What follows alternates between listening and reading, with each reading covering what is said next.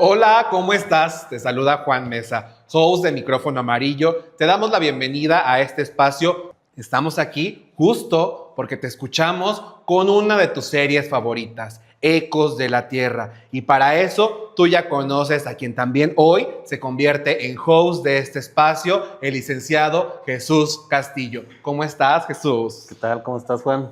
Buen ¿Todo? día o buena Buen tarde día. ya. Y vamos a arrancar con un tema sumamente importante que estuvimos platicando, cómo se aborda, de qué vamos a hablar, y hemos decidido que este episodio será de la Revolución Mexicana, el día que México decidió cambiarlo todo. Jesús, te escuchamos. Vamos a empezar con un poco de contexto, cómo se veía el tema de la política en ese tiempo, el tema que llevó a los líderes a manifestarse, a luchar por las causas sociales, pero también a marcar un precedente que hasta el día de hoy sigue siendo una bandera para muchos.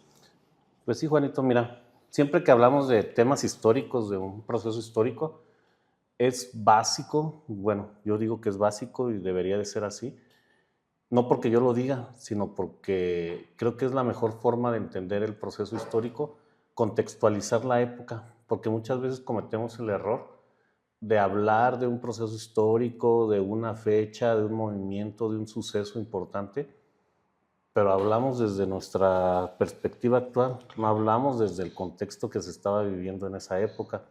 Y ese creo que es el error fundamental muchas veces de algunos compañeros, de personas que hablan sobre temas históricos. Pues la fecha lo amerita, ¿no? No es cualquier fecha. Ya estamos en noviembre. La Revolución Mexicana. Ahí yo permito hacer un comentario muy personal. Yo digo que fue un cambio de élite por élite, al igual cuando te comenté lo de la independencia, porque pues obviamente la bola no llegó al poder, la bola iba atrás de los líderes de, ya fuera de Madero, de Carranza, de Villa, Zapata, pero como tal, la bola, así se le decía en la época, ¿no? A la gente que iba atrás de ellos, pues la bola no accedió al poder.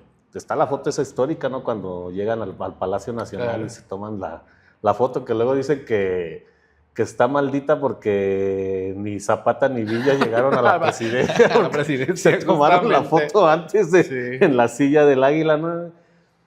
Hay un... Que así se dice en todos los espacios, ¿no? O sea, si vas a una presidencia municipal o a un congreso, no te sientes sí, en la silla porque está maldito. Fíjate que hay una anécdota muy chistosa.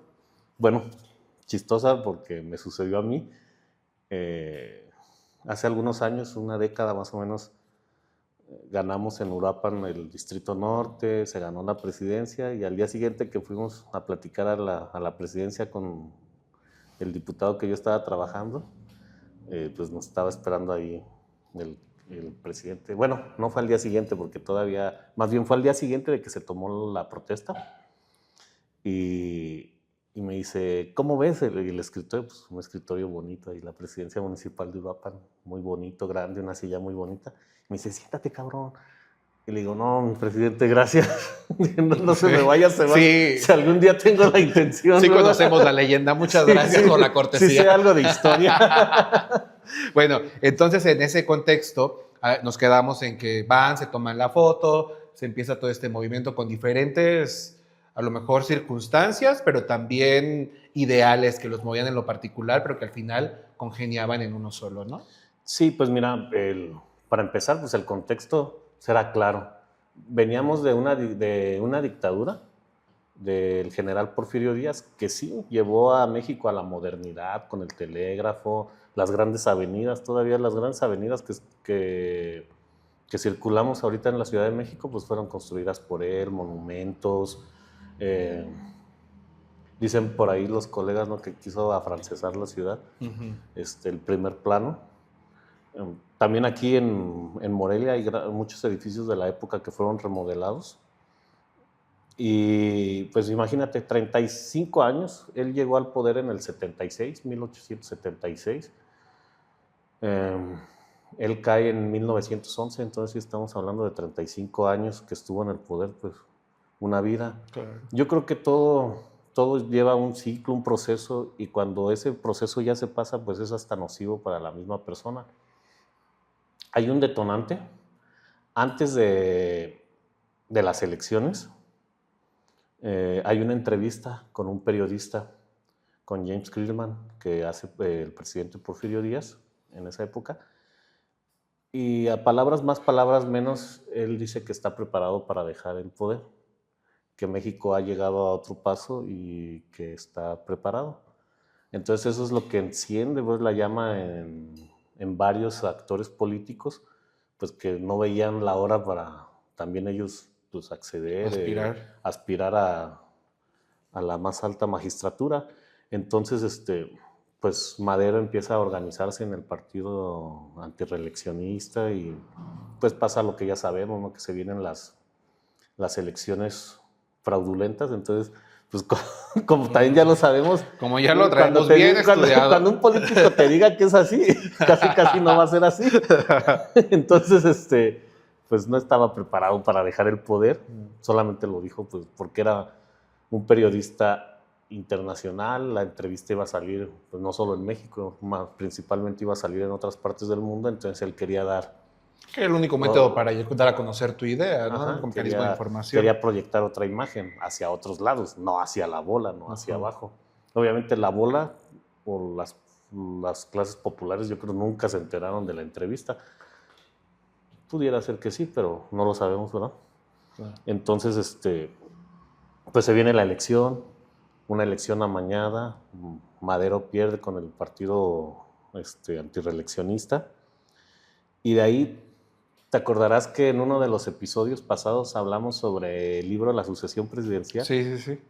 Pues a raíz de esas elecciones amañadas, Madero escribe ese libro, que ya hay otra parte de la historia donde te platiqué pues que hay nigromantes y que se lo redactó Juárez, ¿no? Que realmente Juárez fue el que le redactó ese libro, que es muy bueno. De hecho me lo iba a traer, ahorita lo tengo ahí en la oficina y se me pasó, porque nosotros lo tenemos aquí como partido. Una edición del partido. Hay una edición de La sucesión presidencial que les recomiendo leer, ¿no? Un libro muy bueno.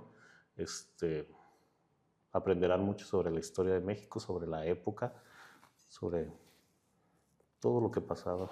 Ok, bueno, y un poco ya con este contexto, a grandes rasgos, porque la verdad el tema es muy amplio, vámonos a etapas principales de este movimiento, más allá de cómo inició, sino cómo fue todo este desarrollo de las batallas, de los diálogos que se escuchaban y cómo lograron generar algunos acuerdos. Pues mira, es fundamental esas elecciones, porque a raíz de las elecciones fraudulentas, Madero escribe la sucesión presidencial, luego en agosto, octubre, lanza el Plan de San Luis, donde justamente pide elecciones democráticas, justicia social, reformas agrarias. Y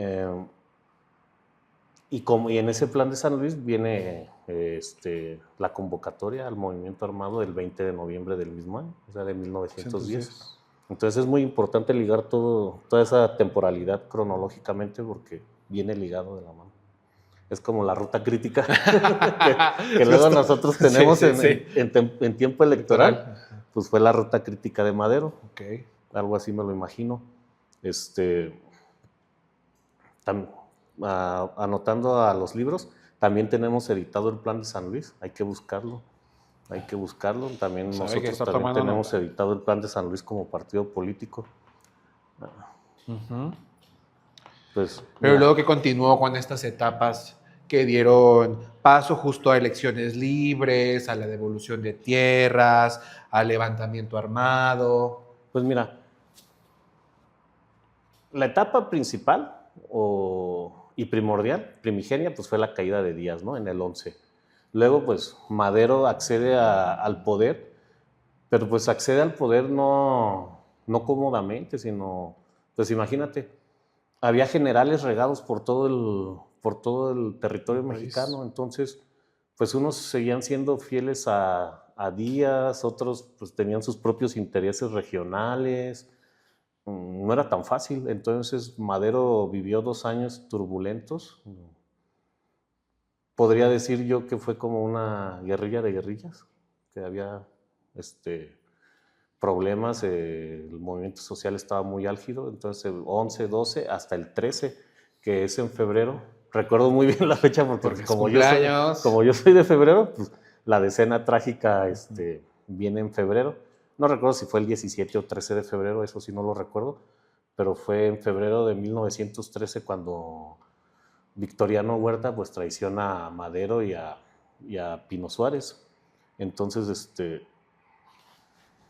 pues de ahí no hay estabilidad, o sea, nunca hubo estabilidad realmente desde la caída de, este, de Díaz.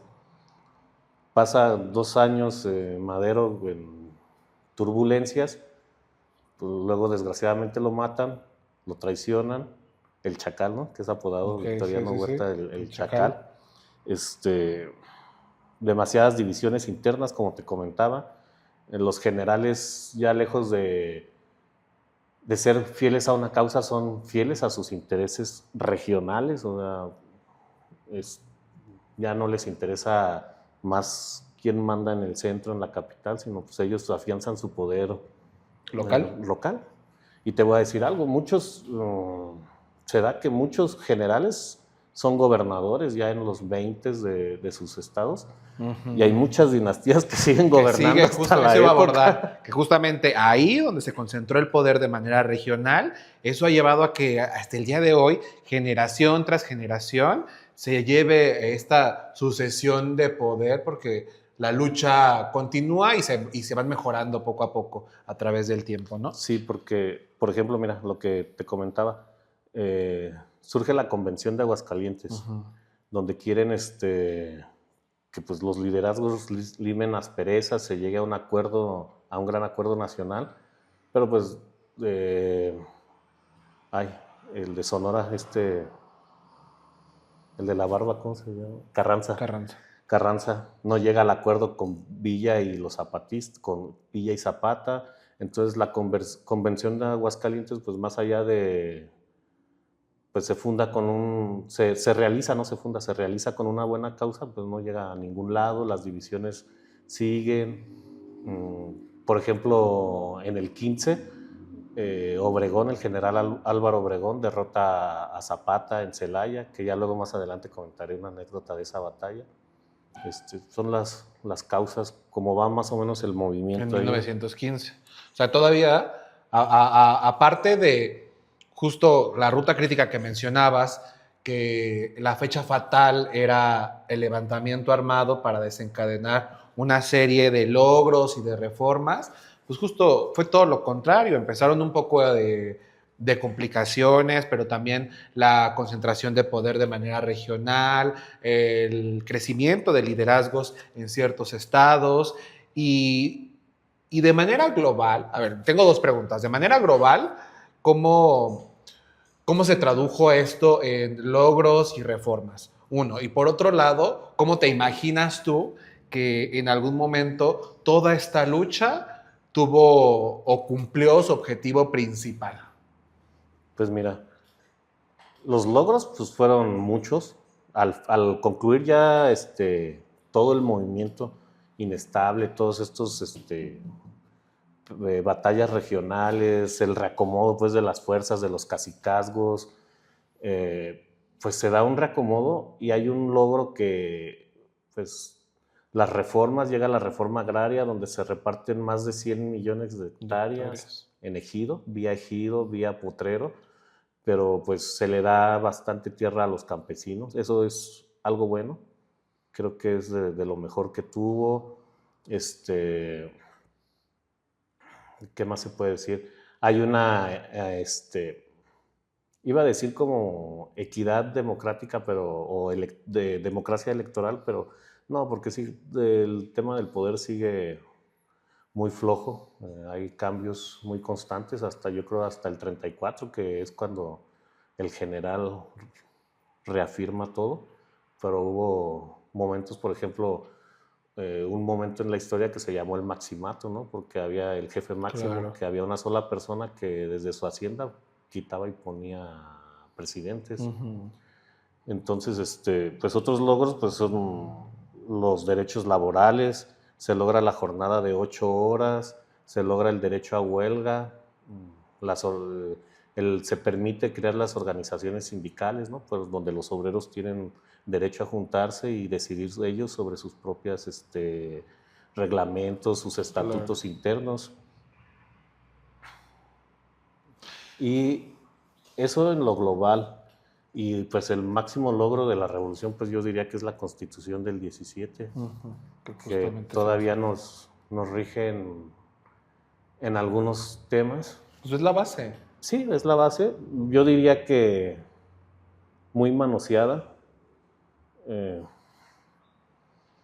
En comparación, como por ejemplo, con los documentos fundacionales de los vecinos del norte, no estoy muy seguro, pero un día escuché en una mesa de análisis que estaba viendo, un panel, que ellos han hecho, desde que tienen su carta magna, su documento que redactaron sus padres fundadores, creo que tiene a lo mucho 7 modificaciones.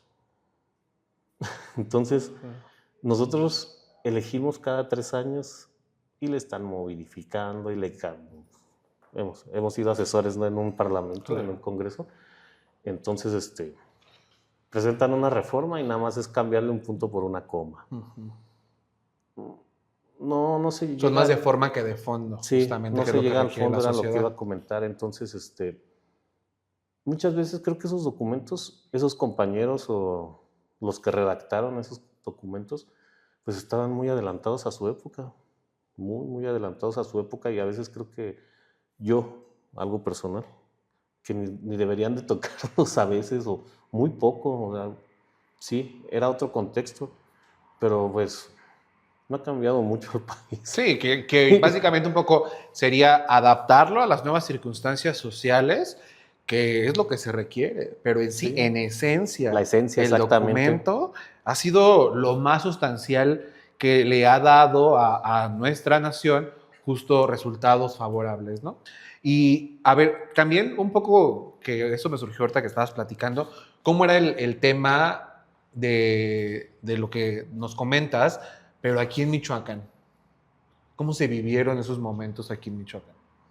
Pues en Michoacán era algo similar. Por ejemplo, pues alguien que nosotros respetamos mucho, que el partido se rige bajo sus valores y su legado, pues es el general Cárdenas. Justamente.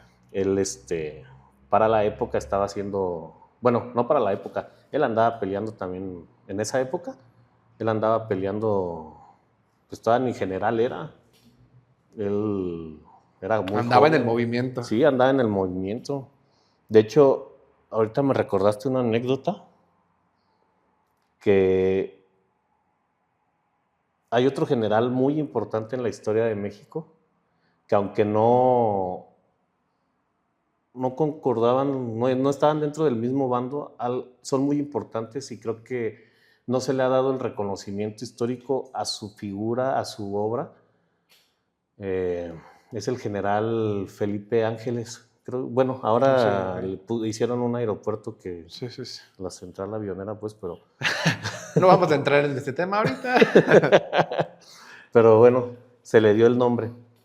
Pero más allá de ponerle a una magna obra su nombre, hay que ponerlo realmente en la mesa de los hombres históricos del país. Y te voy a lo que iba, que recordé al general Felipe Ángeles.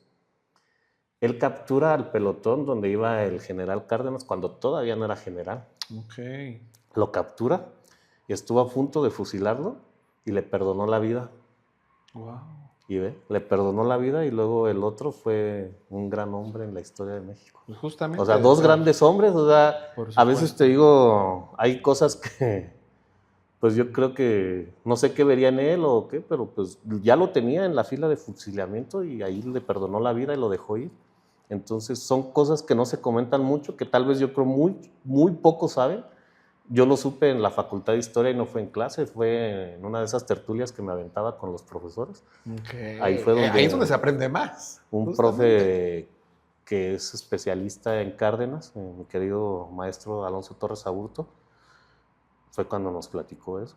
Pues, dice, estuvo a punto de ser fusilado, dice, y la historia de México sería otra sin él. Justamente. Oye, a ver, ya un poco tocamos el tema de la Constitución, los beneficios que trajo, cómo se transitó en Michoacán y cómo hemos ido justamente desde los partidos políticos, los parlamentos, abonando o adaptándolo a las nuevas necesidades de la sociedad. Pero también algo que hemos dejado de lado, cuáles fueron las consecuencias, ¿no? Todos estos hombres y mujeres que cayeron en la lucha de un ideal, pero también cómo eso marcó un precedente para el México moderno, ¿no?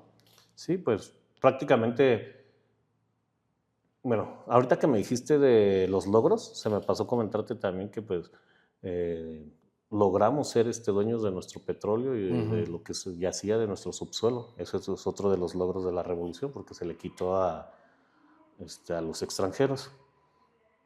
El legado que yo te podría decir de la revolución del movimiento, pues es este gran país. Somos un gran país independientemente de todo lo que nos esté sucediendo, que podamos estar de acuerdo, no estar de acuerdo en muchos temas.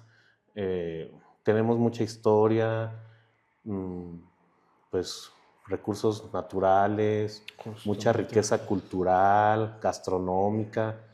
Entonces, pues ese legado, hubo una estabilización, porque como te comentaba, pues había, o eran generales o eran gavillas de bandoleros, pero el chiste es que se hacía lo que se quería por todos lados. Casi no se, Casi no se da. casi no se da, ¿verdad? A la época. Sí, justo. Pero bueno, se logró una estabilización.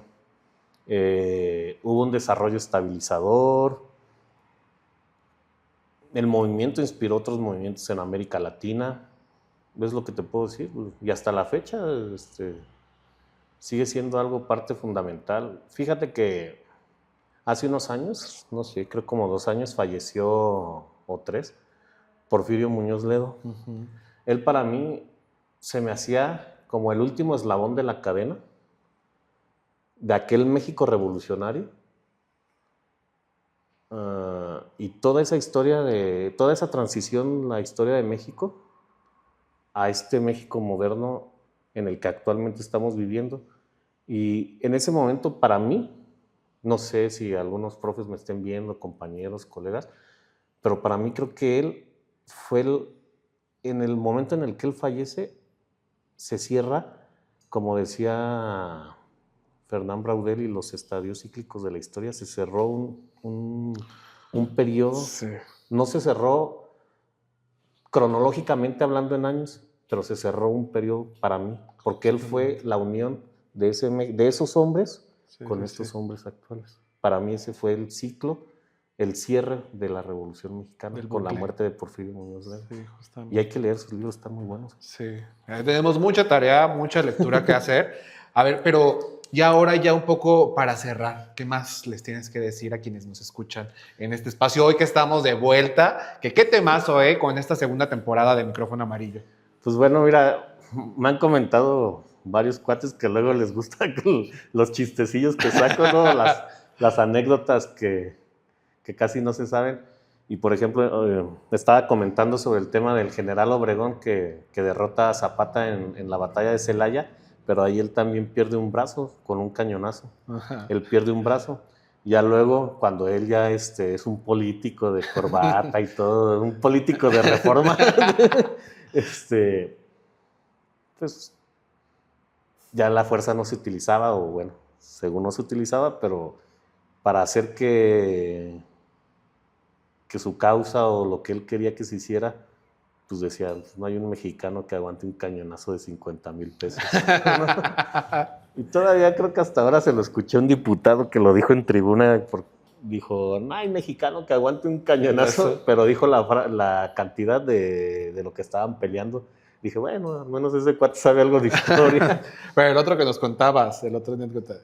Pues el jefe máximo, Plutarco Elías Calles, ¿no? Era el que quitaba y ponía presidentes desde su hacienda. Desde su hacienda. Y entonces había un dicho muy popular en la época, ¿no? Que cuando no querías que algo se supiera, te decían, ¿quién mató a Obregón? Y decía el otro, Cállese la boca. Pero ya usted se lo sabe, por si no lo tenía ahí entre sus datos. ¿Algo más que quieras comentarle a No, nuestra pues audiencia? agradecer aquí a la producción, Tocayo, que siempre está aquí. No sale, pero siempre está aquí rifándose con nosotros. Y pues a ti, Juanito, agradecerte la invitación. Un placer. Ya vas a estar aquí de planta con nosotros en esta serie que le ha gustado mucho a los perredistas, a la militancia, pero también a la ciudadanía que ha decidido escuchar este proyecto. Pues está claro, queridos escuchas, a quienes nos ven a través de YouTube, también que la revolución nos recuerda que la verdad es incómoda y que los grandes movimientos empiezan con una lluvia de ideas, pero van encaminadas a un mismo propósito. No olvides suscribirte, dejarnos tu like, seguirnos en todas las plataformas digitales, en Spotify, en YouTube. Este proyecto ha surgido con mucho esfuerzo. A la producción, muchísimas gracias, pero también de manera particular a la Secretaría de Comunicación que ha hecho este espacio posible. Estaremos abordando temas de planta de base histórica, pero también te traeremos algunos temas alrededor de lo que hoy pasa en la sociedad. Muchísimas gracias, te agradecemos muchísimo que sigas con nosotros en una emisión más de este espacio. Hasta luego, nos vemos en otra emisión.